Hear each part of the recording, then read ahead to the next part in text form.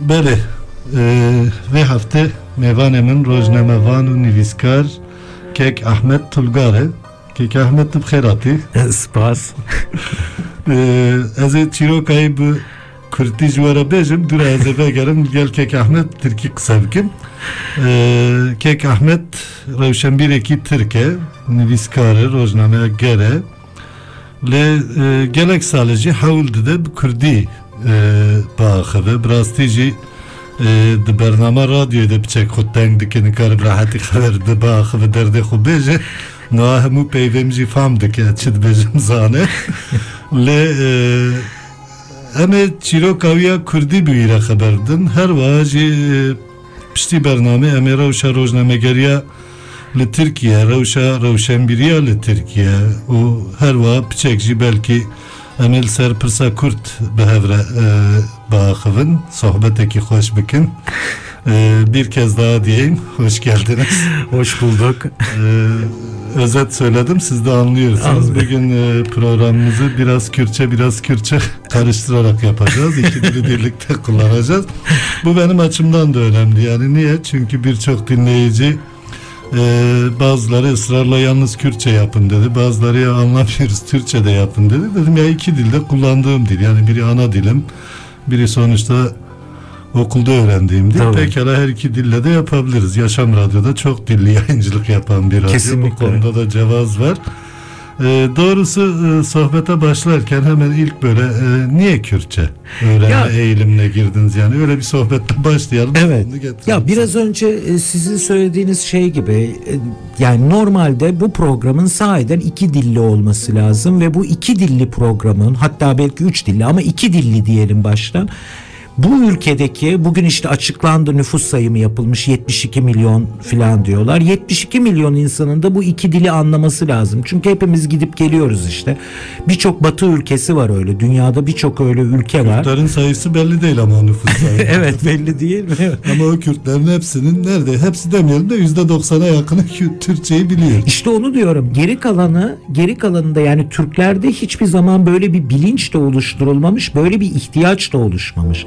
Bu ihtiyacın oluşması lazım. Şimdi İsviçre'nin Almanca bilen bölgesinde yaşayan bir insan sadece Almancayla bütün İsviçre'de yaşamakta çok zorlanır. Şey anlamda da zorlanır. Yani belki diğerleri hepsi Almanca bildikleri için onu anlayacaklardır ama kendini kötü hisseder.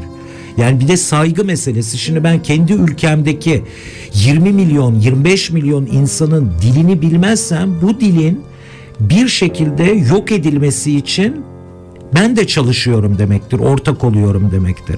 Yani benim öğrenmem de bu dili korumanın, bu dili yaşatmanın bir yöntemi diye düşündüğüm için ben Kürtçe'ye yöneldim. Bir bu, yani bu tür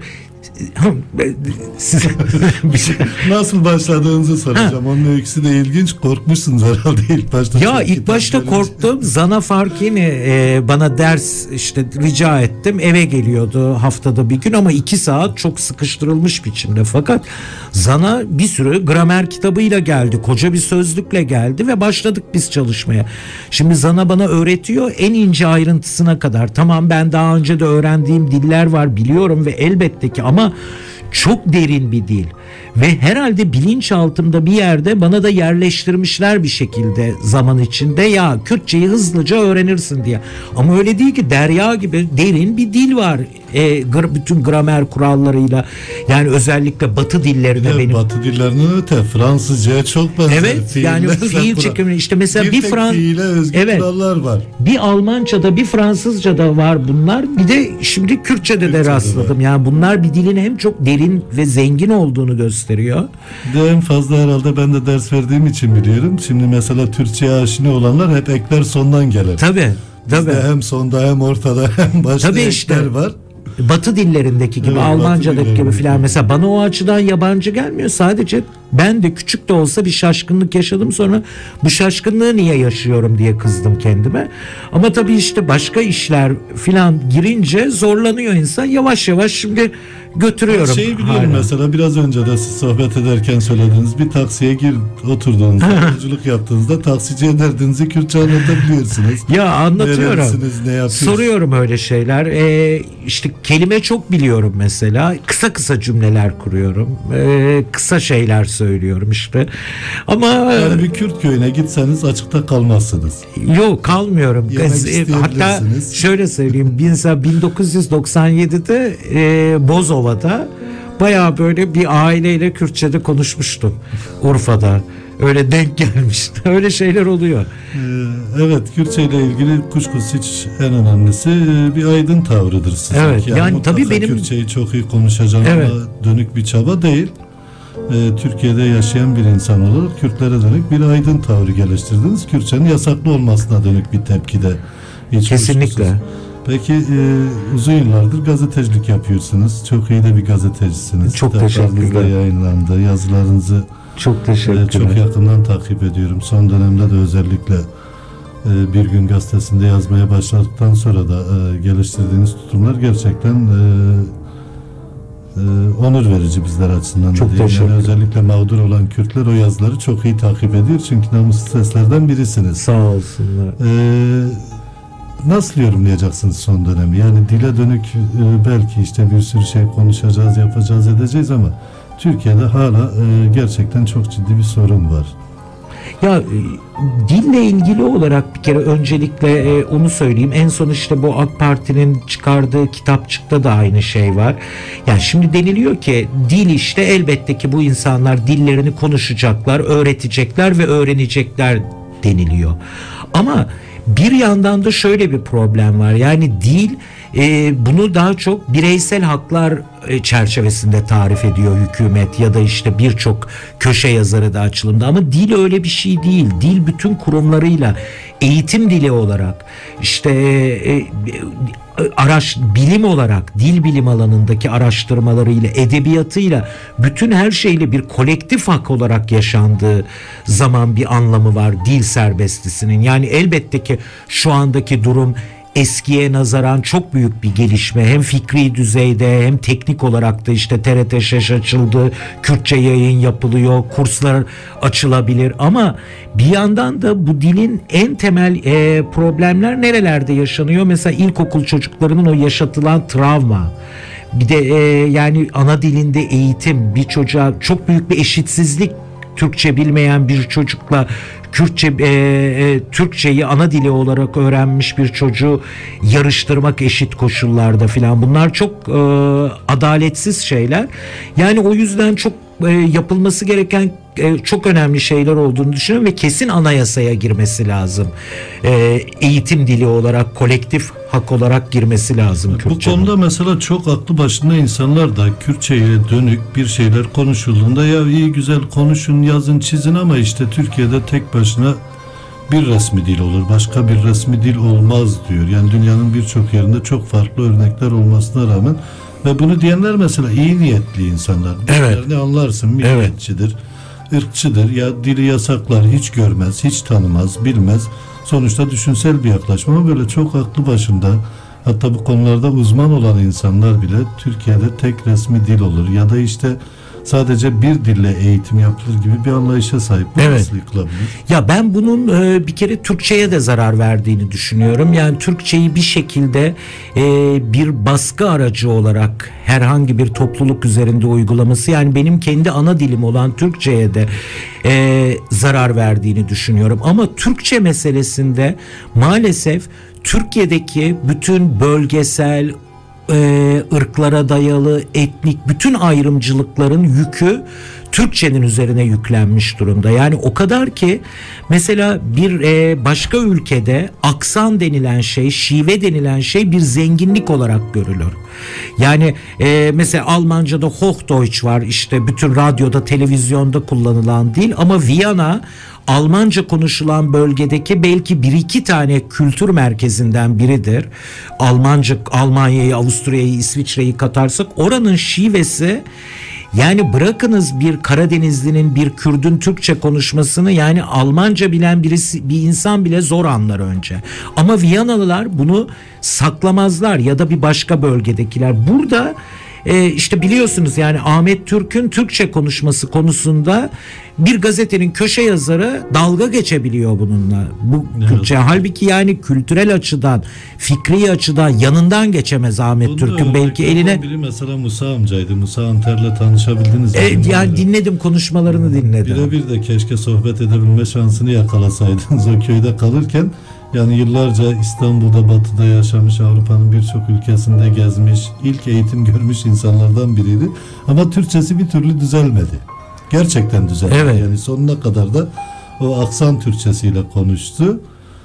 Belki de işte onun temel etkenlerinden biri iki dili birlikte öğrenmesiydi. Tabii bunlar çok çok önemli bir şey. Sonra insan beyni zaten yani o kadar dar bir beyin değil ki bir iki dili birden öğrenmesi çok büyük bir zenginlik. Yani çocuk yaşta kendi ana dilin dışında bir dil öğrenmek aynı zamanda çok zihin açıcı bir şey. Ve ben hep şöyle düşünüyorum. Yani belki de Kürt çocukları o yüzden yani bütün eşitsizliklere rağmen, bütün adaletsizliklere rağmen eğitim sistemindeki son derece aydınlık, parlak entelektüeller ve çok sayıda çıkabiliyor. Çünkü neden? Hem Türkçeyi öğrenme hem ana dili, yani daha zihinleri provoke ediliyor insanların. Yani çok rahatlıkla iki dilde eğitim yaptırılabilir ve hatta sadece ve sadece Kürtler değil, geleceği eğer birlikte kuracağımız söyleniyorsa işte biz birlikte biriz deniliyor. Bir süre her parti başka biçimde tarif ediyor Türkiye'nin toplumsal yapısını. Birlikte bir şey yapılacaksa niye öğrenmiyorsun bu ülkenin neredeyse yarısını oluşturan toplumun dilini, halkın dilini? Yani çok büyük bir adaletsizlik var orada ama işte hep dile yüklemişler bütün ırkçılığı, bir sürü şeyi, ayrımcılık hep dile yüklenmiş ve dil halbuki ne kadar masum bir şey. Dve navbere de yek dümeil hatiye henek pesna keke Ahmet dedin. Azedi sacereci becime ufandı kelimet nerede kene. Keke Şeyh Mus Jmerdin yaşan diye. Mardinlerin de çoğunun ismi Şeyh Mus. Şeyh Mus bilirim. Keke Şeyh Mus spasiye keke Ahmet dikedi bu jbo ve helvestaviya revşen biri. Sizin bu aydın tutumunuz için size teşekkür ediyor. Ben teşekkür ediyorum. Selamlarını gönderiyor. Sağ olsun. İkinci bölümde madem Mardin'den gelmiş mailimiz, bu arada o bölgeyi biraz konuşalım. Evet. Yani siz uzun yıllar gazetecilik yaptınız. Çok da o bölgede gezdiniz. Gerçi herhalde çok da fazla tutunamadınız gazetelerde. Ya gazetelerde tutunamadım. Aslında işte siyasi gerekçelerle biraz da oldu hep. Ben yazılarımın sansür edilmesine izin vermedim. Önce Milliyet gazetesinde sansür girişimleri oldu. Milliyet'ten ayrıldım. O dönem Serdar Turgut Akşam'ın başındaydı. Ben onu öyle bilmezdim. Sonradan zaten biraz Akşam'da o noktaya gitti. Demek ki içinde böyle bir şey varmış. Serdar Turgut genel yayın yönetmeni olunca Akşam'a geçtim. Fakat orada da 9 ay kalabildim. Orada özellikle yani yıl 2004 sanıyorum, Kürt meselesinin çok gündemde olduğu bir dönemdi yine. İşte bu Mersin'deki bayrak yakma olayları, bayrak yakıldı denildi. İşte aydınların bildirisinin yayınlandığı dönem filan. Orada işte inanılmaz üzerime geldiler. Yani Tercüman gazetesiyle aynı binadaydık ve benim işte boynuma poşu bağlamış filan fotoğraflarımı koyup duvarlara, yani gazete binasına. İçeride. İşte evet, bir numaralı devlet düşmanı binamıza gelmesin, binamızda istemiyoruz diye gazetenin içinde gazeteciler duvarlara yazı yapıştırdılar ve bunları müessese müdürü topluyordu, indiriyordu. Yani çok zor koşullarda çalıştım ama bir yandan da yönetici düzeyinde, yani mal sahibi düzeyinde insanlar ise ya sen dert etme bunları filan diyorlardı. Kara Mehmet grubundaki adamlar dert etme, dinleme. Psikolojiyi düşünmüyorlar ama. Filan diyorlardı. Yani çünkü sen önemli bir şey yapıyorsun. Bu sorunların bir şekilde çözülmesi lazım diye cesaret verdikleri oluyorlardı ama sahiden beni orada yaşatmadılar işte. Yani ben gazeteye geldiğim zaman Diyarbakır Kültür Sanat Günleri vardı, Diyarbakır Büyükşehir Belediyesi'nin. Oraya gitmiştim ve dönmüştüm. Bir gün sonra yazımı yazıyorum Ve o kadar garip ki bir şey ki yani bana yan odalardan hakaret ediyorlar başka köşe yazarları. Yani benimle konuşmuyorlardı falan. Beni bayağı böyle işte bir düşman gibi görüyorlardı bir kısım ve orada da işte Temmuz ayıydı sanıyorum. En son bir yazımı yayınlamayacağını söyledi Serdar Turgut. Bunun yerine başka bir yazı yaz dedi. Bu fazla siyasi dedi. Ne demekse fazla siyasi. Hemen o dakika ayrıldım. Ya o dakika istifa ettim. Hep öyle oldu. Yani hiçbir gazeteden kendim atılmadım. Ama mesela Güneş Gazetesi yıl 1990, orada da gençlik servisini yönetiyordum. Orada da zorunlu askerliğe hayır kampanyası yapmıştım. Gazete toplatılmıştı. Yani ben de biraz gazete patronları için. Asil Nadir dönemi. Asil Nadir dönemi tabii, hiç unutmam. Ahmet Altan'ın hatta ertesi gün bir yazısı var. Bizim bu gençlik servisindeki çocukların esas duruşu bozuk filan diye dalga geçiyor. Yani o gazetenin toplatılmasına biz yani çok erken bir tarih aslında, 1990 Ocak da Güneş Gazetesi. İyi işler de yapıyordu Güneş Gazetesi. Evet, işte ben o gazetenin Genç Bakış diye siyasi bir sayfası vardı. Onun yayın yönetmeniydim o sayfasına. Şimdi Bir Gün Gazetesi'nde Hayat Televizyonunda program tabii burası. Hiçbir sorun yok. Hayat Televizyonunda da yok. Fatih'le beraber bir program yapıyorsunuz. Evet. Çok da güzel bir program. Yani çok özel bir durum olmasa izlediğim programlardan biri ayrıca. Bölgeyle ilgili soracağım. Çok gittiniz bölgeye, gittiniz. Yani Diyarbakır'da, Mardin'de, Urfa'da birçok yerde çalıştınız. Şimdi de gittiğinizi biliyorum. Yine değişik vesilelerle bölgeye gidip geziyorsunuz. 90'lı yıllarda gazetecilik yapmaya başladığınız dönemde Türkiye'de o bölgedeki çalışmalarınızla şimdi böyle bir karşı karşıya getirseniz tabii. Nasıl bir fotoğraf çıkarabilirsiniz? Ya şimdi o dönemde tabii bir kere çok daha fazla denetim vardı. Yani biz gazeteci olarak da kendimizi çok fazla denetleniyor, takip ediliyor, davet ediliyor bir takım yerlere. İşte ne arıyorsun, niye geldin diye. Eğer kimileri kabul ederdi bunu, kimilerine daha eskortlu filan, askeri polisiye eskortlu filan da yaparlardı haberlerini. Yani benim olduğum ortamlarda ben genellikle İstanbul'da nasıl dolaşıyorsam orada da öyle dolaştım her zaman. Şimdi tabii çok daha kolay. Şundan ötürü çok daha kolay. O bölge insanı o dönemde de cesurdu. Olanları anlatıyordu, söylüyordu. Ama biz burada bir şekilde bunları yansıtmakta zorlanıyorduk. Yani çok haberlerimiz çöpe gidiyordu. Çok haberler görmezden geliniyordu. Çok haberlerle ilgili bırakınız görmezden gelinmesini, yazı işleri masasında sunamıyorduk bile habere. Suçlu durumuna gelir, yani bizi potansiyel suçlu olarak. Gazetesi o dönem İzzet Kezel'e bile sahip çıkamadı. Tabii çok insanı öyle. Yani ben şunu biliyorum. Cumartesi annelerinin eylemlerine, izin gününde eylemlerine katıldı diye işten insan atarlardı. Yani o kadar büyük, o kadar total bir şey vardı ki bakmayın. Hala da mesela büyük medyada çok ciddi bir sansür var. Birçok şey görmezden geliniyor. Tabii. Cezaevlerindeki çocuk tutuklarla ilgili çok ciddi sorunlar var ve büyük medya bunu işlemekten imtina ediyor. Tabii büyük günahları var. Getirmekten ya da ne bileyim diğer insan hakları ihlalleriyle ilgili, diğer yaşanan problemlerle ilgili ciddi sıkıntılar hala devam ediyor, değil mi? Kesinlikle devam ediyor. Bir de medya hep kendisini olarak tanımlıyor Türkiye'de. Yani bir şekilde devletin bir yan kurumu gibi. Yani hiçbir zaman sivil, bu muhabire de geçmiş artık. Muhabir de mesela elinde telsizle dolaşırdı eskiden.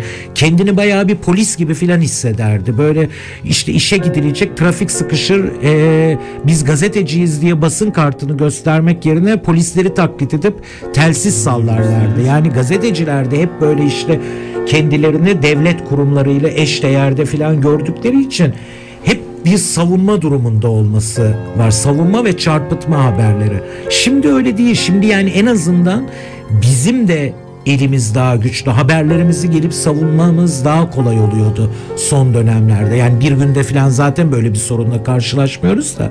Ama diğer arkadaşların da biliyorum şimdi daha rahat haberlerini savunuyorlar. Böyle bir tarafı oldu.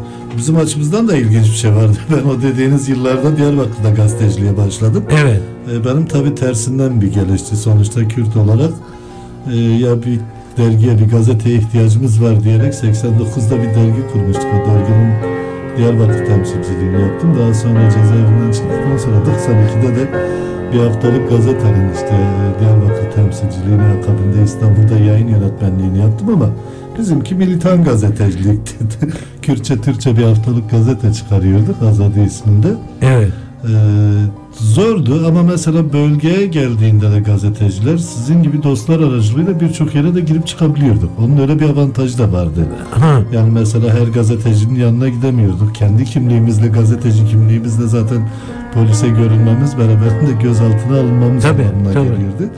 Ama değişik biçimlerde mesela o Cizre'de, Nusaybin'de, Şırnak'ta ya da işte daha aşağılarda daha kısa alanlarda yaptığımız çalışmalarda genelde İstanbul'dan gelen gazetecilerle çalışırdık. Ama tabii şimdi kıyasladığımda bir 10 yıldır gazetecilik yapmıyorum artık. Ben bıraktım. Şimdi daha rahat çalışıyorum arkadaşlar. Mesela militan gazetecilik dedin ya, bu militan gazeteciliği hayır ben savunuyorum da ayrıca. Yani militan gazetecilik tabii. Tırnak içinde kullanıyorum. Çünkü inan yani sizin bizim gibi gazeteciler dışındaki gazetecilerin de hepsi militan. Onlar da sermayedarların militanı kimi. Kimi işte bir takım başka güç odaklarının militanı. Neyse ki mesela Metin Göktepe maalesef ki o acı ölümüyle birlikte Türkiye'deki birçok şeye işaret ettiği gibi bu ayrıma da işaret etti ve Metin Göktepe'nin ölümünden itibaren Türkiye'de gazeteciler cemiyeti, gazeteciler sendikası gibi kurumlar da tırnak içinde militan gazeteciliği kabullendiler. Ancak Metin Göktepe önce değil tabii. Onun mücadelesiyle Metin Göktepe için verilen hukuk mücadelesi sonucu. Yani sonuçta Metin Göktepe'nin gazetesi o uzun erimli hukuk mücadelesini vermesi, o cidden önemli etkinlikleri yapmamış olsa birçok basın kurumu yine kulağını tıkayacaktı gibi geliyor yani bana. Nitekim ölüyordu. Bölgede gazeteciler ölüyordu. Gazete dağıtanlar ölüyordu ve biz bunları söylediğimiz zaman kendi gazetelerimizde bize yöneticiler onlar gazeteci değil militan diyorlardı bize. Evet. Yani maalesef. Şimdi o ayrımlar falan tabii kalktı gibi artık. Gibi. Evet. Peki olmazsa bile. Tabii salt gazeteciliğinizden konuşmayacağız. Bele guhdarı necam hediye editen dumaya bernama akul ya sohbet akul gel kek Ahmet bidominin çağat çikek Ahmet başı başı tuji başı bernameci başı eme sohbet akul bidominin lehun zanın kek Ahmet her vaha niviskareki heja heci prastici gelek berhemen vihe yani tenec rojname geriye kuvve ve kitabancı nüfsandiye, çirokan nüfsandiye, her vaha roman ekibi hecaciye, kazım ve beşedil servi perebe akıvım. Sizin gazeteci yönünüzün yanı sıra yazar yönünüz de var. Yani birçok öykünüz, bir romanınız ve makalelerinizi derlediğiniz kitaplarınız da var. Sizli bizli oldu çok. Evet. Çok oldu. Artık sen ne diyorsun? Makalelerim var, kitaplarım var öyle diye. Evet. Çünkü bakışların ürküttü beni. Biraz da onlar üzerine konuşalım. Son kitabınızı aldım, okudum da.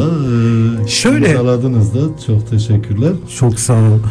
Ama herhalde ilkinden böyle başlayarak bir yazarlık öykünüzü de anlattınız. Ya şimdi benim bir tane çok sevdiğim aslında Avusturyalı bir yazar var, Thomas Bernhard diye. Şimdi bu adam da önce bizim gibi ona ithaf ettim. Bizim gibi o da gazetecilikle başlamış yazarlığa. Bazı insanlar öyle kader gazeteciler anılarını yazar ya da işte makalelerini derler. Siz roman ve öykü de yazmışsınız. Mesela de öyle, Thomas Bernhard da öyle. Fakat o kadar ilginç ki adam mesela muhabirliği döneminde bu yüzden çok başı derde giriyor. Daha hiç roman yazmadan. Çünkü gidiyor bir kasada. Bir kişi ölmüş. O yetinemiyor bununla. Hep edebiyat gibi düşünüyor. 3 kişi ölmüş diye yazıyor haberi filan. Neyse yani ben de hep haberlerime çok böyle edebi bir dil katardım. Hatta gazeteciliğimin ilk yıllarında kızarlardı. Ya çok edebiyat yapıyorsun filan diye.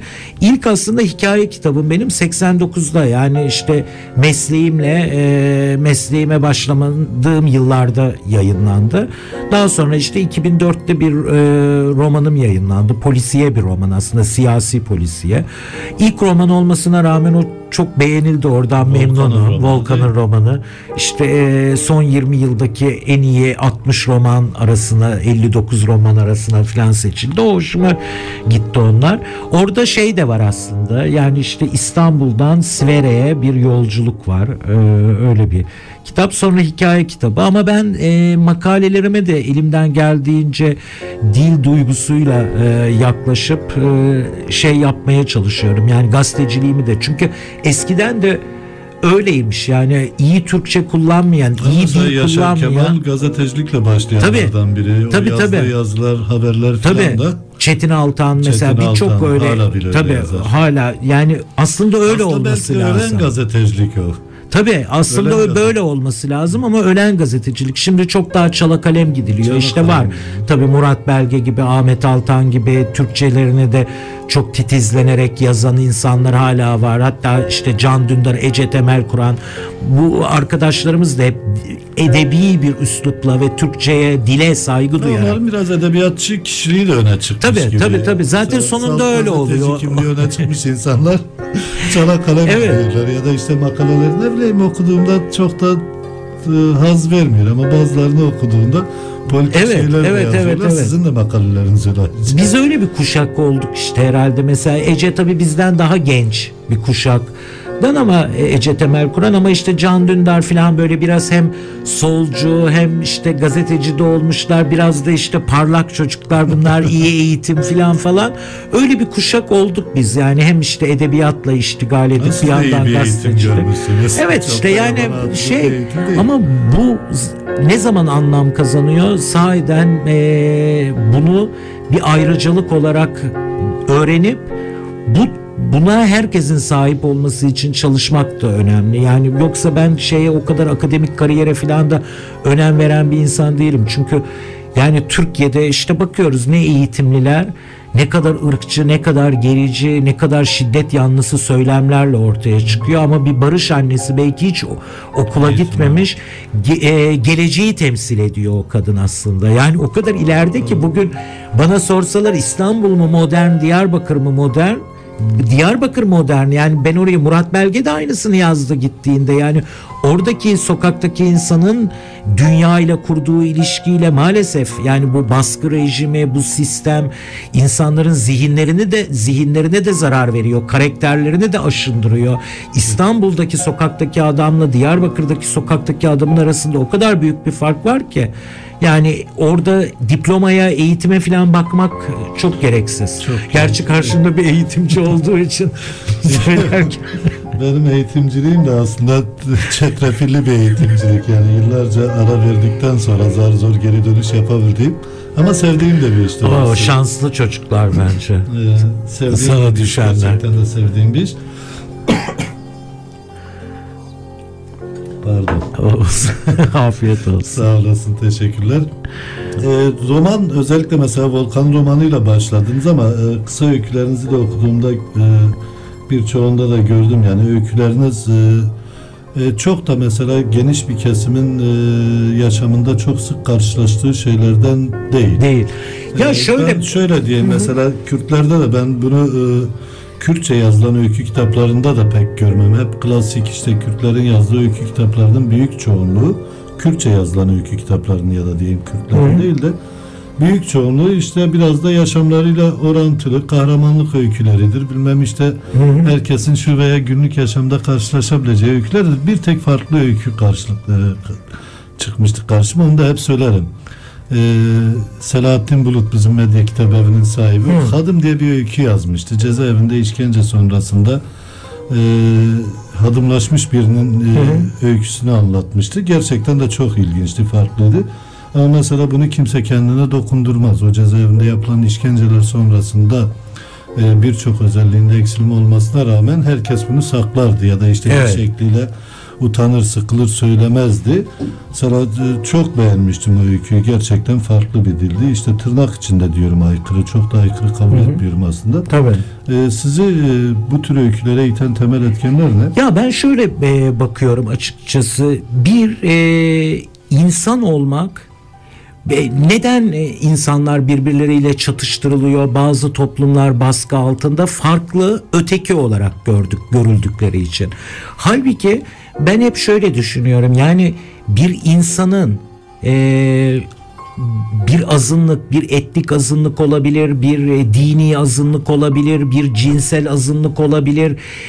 Herhangi bir azınlık insanın da ne kadar aslında benzeş duygularla, yani hayatın aslında ne kadar ortak bir şey olduğunu, insan olmanın ne kadar ortak bir şey olduğunu, ortak dertler olduğunu, yani bizim yanımızdan geçip giden ve farklı diye görmezden geldiğimiz kimilerinin ise farklı diye öldürmeye kalkıştığı insanların aslında hepsinin bütün o farklılıklarının içinde ne kadar ortak olduklarını, bunu da ancak yani şöyle düşünebiliyorum. Ben o anda, o dönemde kafam neyle meşgulse o anda onu yazıyorum.